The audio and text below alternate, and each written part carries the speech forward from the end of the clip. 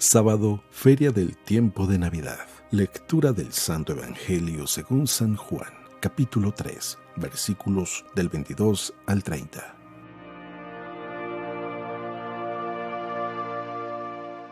En aquel tiempo fue Jesús con sus discípulos a Judea y permaneció allí con ellos bautizando. También Juan estaba bautizando en Enón, cerca de Salim, porque ahí había agua abundante. La gente acudía y se bautizaba, pues Juan no había sido encarcelado todavía. Surgió entonces una disputa entre algunos de los discípulos de Juan y unos judíos acerca de la purificación. Los discípulos fueron a decirle a Juan: «Mira, maestro, aquel que estaba contigo en la otra orilla del Jordán y del que tú diste testimonio, está ahora bautizando y todos acuden a él». Contestó Juan: «Nadie puede apropiarse de nada si no le ha sido dado del cielo.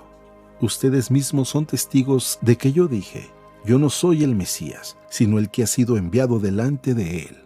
En una boda el que tiene a la esposa es el esposo. En cambio, el amigo del esposo, que lo acompaña y lo oye hablar, se alegra mucho de oír su voz. Así también yo me lleno ahora de alegría. Es necesario que él crezca y yo venga a menos». Palabra del Señor.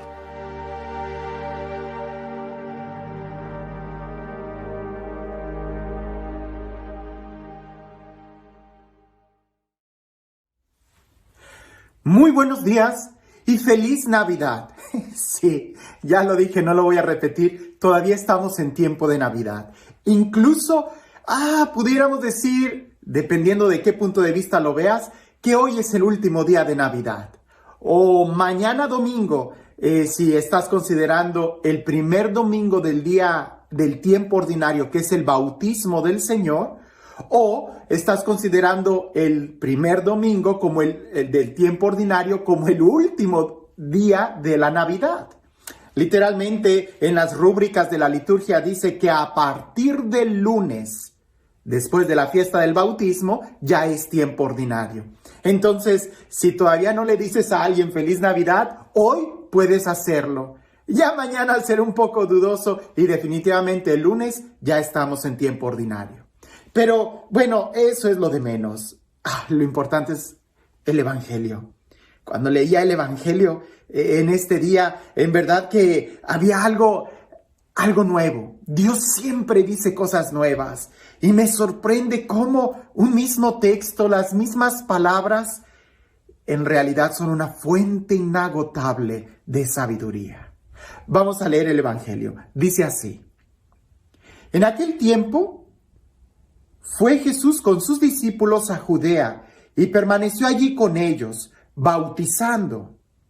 También Juan estaba bautizando en Enón, cerca de Salim, porque allí había agua abundante.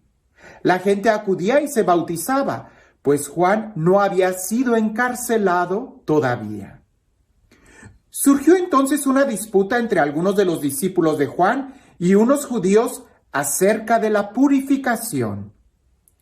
Los discípulos fueron a decir a Juan: «Mira, maestro, aquel que estaba contigo en la otra orilla del Jordán y del que tú diste testimonio, ahora está bautizando y todos acuden a él». Contestó Juan: «Nadie puede apropiarse nada si no le ha sido dado del cielo. Ustedes mismos son testigos de que yo dije: yo no soy el Mesías, sino el que ha sido enviado delante de él. En una boda, el que tiene a la novia es el novio. En cambio, el amigo del novio, de lo que lo acompaña y lo oye hablar, se alegra mucho de oír su voz. Así también, yo me lleno ahora de alegría. Es necesario que él crezca y que yo venga a menos». Y digo que es un texto muy lleno de sabiduría y que Dios siempre dice cosas nuevas, porque aunque en otro tiempo he hablado de diferentes puntos de vista sobre este evangelio, cuando lo leía, y quizás porque en este tiempo he oído muchos comentarios familiares de problemas conyugales. Tú sabes, esos problemas conyugales siempre suceden. Hay que esperarlos, hay que estar listos para cuando sucedan. Cuando leía este evangelio, me venían mucho esos recuerdos, esos problemas. Y decía, aquí hay algo de sabiduría en este texto. Lo podemos aplicar. Porque cuando tú no tienes bien claro cuál es tu propósito, cualquier cosa va a ser discusión. Cualquier cosa va a ser un problema. Y yo pienso en los matrimonios, pero indudablemente cualquiera que sea tu vida, tu propósito, tu dirección, si tú no tienes bien claro a dónde quieres llegar, todo va a ser un problema, todo va a ser una discusión. En el matrimonio, cuando la pareja no tiene bien claro cuál es el propósito de que estén juntos, cuando se les olvidó el por qué se casaron, ahí es donde todo va a ser problema. La comida, la educación, el carro, el dinero, la suegra, todo va a ser un problema. Aquí nosotros vemos este ejemplo. Veamos el contexto. Jesús está bautizando. Es algo muy bueno. El ministerio de Jesús empieza a crecer. Juan el Bautista todavía no lo apresan, dice el Evangelio. Es algo muy bueno. Todavía se está predicando y se está preparando para la llegada del reino de Dios. Juan el Bautista es el precursor. Es muy bueno que todavía no lo hayan apresado. Pero los discípulos de Juan parecía que no entendieron bien cuál era la predicación de Juan. Porque incluso en un momento dice el Evangelio que algunos de los discípulos de Juan el Bautista empezaron a discutir con un judío sobre la purificación. ¿Para qué discuten sobre la purificación? Juan está hablando de una conversión interna. Si recordamos, la predicación de Juan es: ¿quién les ha enseñado a huir de la ira inminente de Dios? ¿Verdad? Vayan al centro, al corazón, ¿verdad? Esa es la predicación, pero los discípulos de Juan empezaron a discutir con un judío sobre la purificación. Y luego estos discípulos van con Juan y empiezan a quejarse de que Jesús, aquel de quien Juan dio testimonio, estaba bautizando. O sea, me pareciese que no les fue bien en la discusión con el judío y vienen y rematan con Juan con otro tema totalmente diferente. Aquel Jesús está bautizando. A ver, deberíamos de pararles tantito y decir, ¿cuál es el propósito del bautizo de Juan? ¿Cuál es el propósito de la predicación de Jesús? ¿Qué es lo que está mal en eso? El problema es que a veces, cuando nosotros no vemos bien claro cuál es el propósito, la dirección, vemos a cualquiera como un enemigo. Y así como los discípulos de Juan quizás vieron como un enemigo a los judíos, también empezaron a ver como enemigo a Jesús. Ahora, cuando van con Juan, no llevan consigo el tema de la purificación, sino que llevan otro problema, totalmente diferente. Cuando tú no tienes bien claro cuál es el objetivo, todo es problema, todo es obstáculo. Por eso, antes de hablar, antes de alegar, antes de señalar, debemos nosotros de pensar, ¿cuál es el propósito? ¿Cuál es la meta? ¿Cuál es nuestra dirección? No te quedes en esas cosas. Continúa. ¿Cuál es tu propósito? Continúa. En el matrimonio, ¿cuál es el propósito de que ustedes dos estén juntos? Entonces, no discutan de cosas pasajeras. Vean más allá. Descubran el por qué siguen juntos. Y dejen a un lado las diferencias y más bien veamos los diferentes puntos de vista. Juan el Bautista, cuando él responde de una manera increíble y nos da puntos de sabiduría, porque él empieza diciendo, número 1, nadie puede dar nada si antes no ha sido recibido del cielo. En otras palabras, nadie da lo que no tiene. Si Jesús está haciendo eso con mucho éxito, es porque algo bueno él ha recibido de Dios. Si Dios lo está permitiendo, es también por un propósito. Cuando tú empiezas a mirar lo que el otro tiene, es porque tú ya no tienes nada o no valoras lo que tú tienes. Más bien revisa qué es lo que tú tienes.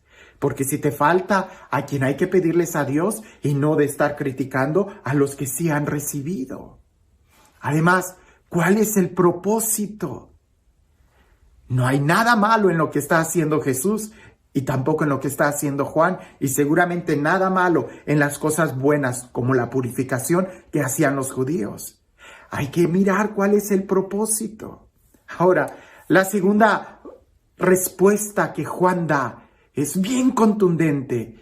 Juan les dijo, yo les dije, yo no soy el Mesías. ¿Por qué esperas en mí? Yo no soy el Mesías. Y todavía señala a Jesús diciendo, ¿verdad? El novio es el que se lleva a la novia, no el amigo. El amigo se alegra al oír la voz del novio y termina diciendo, conviene que yo disminuya y que él crezca. ¿Qué significará esto para nuestra vida, para tu vida? Hay que reconocer que, por ejemplo, en el ambiente de la evangelización, en el ambiente de la iglesia, yo no soy el Mesías, tampoco fulano de tal, tampoco el padrecito, ni siquiera el otro párroco, ni el obispo. El Mesías es Jesús y cada uno de nosotros tiene un rol diferente.